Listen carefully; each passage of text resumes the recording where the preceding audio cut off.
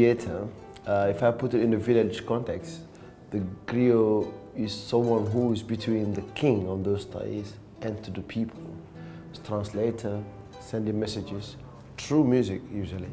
And they take a very important part in West African society.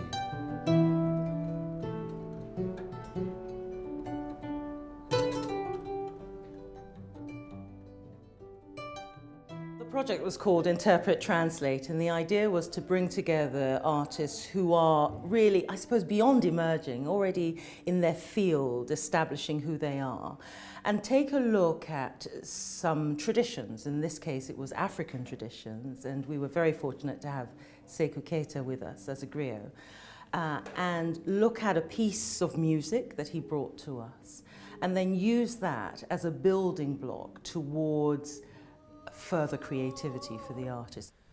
There were 5 artists in total, and they came together and they worked individually. So each person came up with something that worked for them, and then they collaboratively worked together in order to create new pieces of work. Come and behold the stories of which you shall die.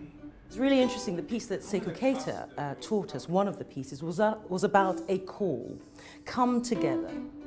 So you may spread the tales that really quite straightforward and quite organic in the sense that I suppose when I was working with Zena, she's another writer, so it wasn't too dissimilar. Then working with Sekou as well, and what we were creating lyrically, he was infusing musically, so it was quite a natural synergy. But to put that magic in, that was a little bit more difficult. We had to keep doing it, and find the natural storyline, like where the story itself wanted to go, and how the music was carrying you forward, and how the rhythm and the sound of the language carried you forward.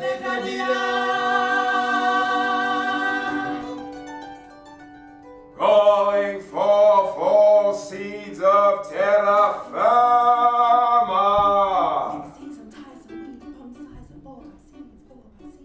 Come and implant yourselves in the fertile soil of New Earth. Come and behold the story each shall tell at the time of rebirth. For artists in particular, meaning is very, very crucial. What does this piece of work mean? What does it mean? What does its meaning say to other people? And Interpret Translate is really about the journey towards a new piece of work. The idea is to take whatever you see in everyday life and translate that into something that then has meaning. Everything inspires me, but the musical part of it now is, the music is like the vehicle that carry the music, and it's so important that the music is telling the story as well as the hearing it from somebody's mouth. You know what I mean? So the two of them together is just a force on itself. Like, you know, it's just big. I'm here in the wild, in the deep dark forest. Who am I really up for the fight? Who came to let the woman bring forth life? Oh, there's no one around, no one to help but me. Swiftly move closer to see how I can help a pregnant woman bearing pain, alone in the wild. Alright, I'm here to help you to bring forth life. One thing I'm asking you in return, to name this child after me. Whoa, to name this child after me. Alright, Miniamba, Saba, Miniamba, Saba, There wasn't actually that much talking going on, I wouldn't say. At the beginning, we kind of worked out the idea of how we wanted to tell the story and what things we might use, but after that, it was just practically experimenting a bit with it, just jumping in, trying to see where we got to musically into things, and then kind of readjusting and saying, okay, maybe we can extend this, maybe we can add this. I was astounded by the variety of creativity that came out of that work. Every person came up with something different. something that tickled the eardrum, that made you think again, or moved you? What was really interesting is to hear them individually, their story, their background.